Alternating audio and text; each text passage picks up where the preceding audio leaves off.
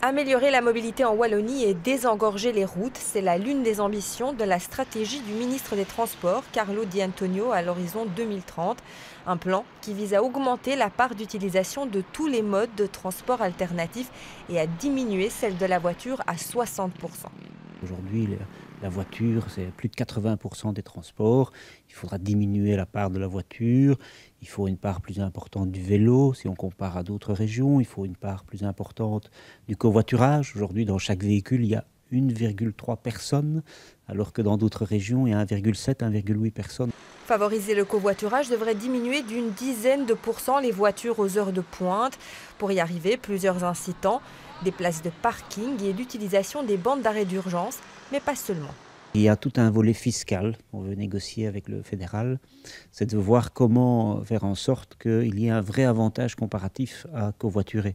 Ça peut être le déclencheur. On sait que le volet fiscal, dès qu'on donne un avantage, les Belges sont assez prompts à réagir.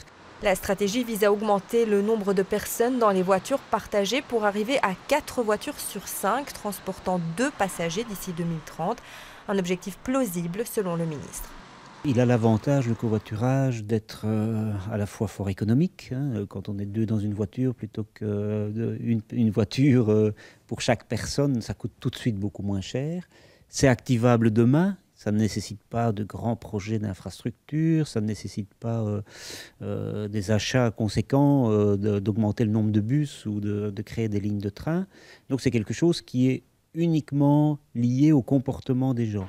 D'ici 2030, la Wallonie aura également banni les véhicules diesel, un décret qui devrait être approuvé fin du mois de novembre et dont l'objectif est l'amélioration de la qualité de l'air, mais qui devrait aussi avoir des répercussions sur la mobilité.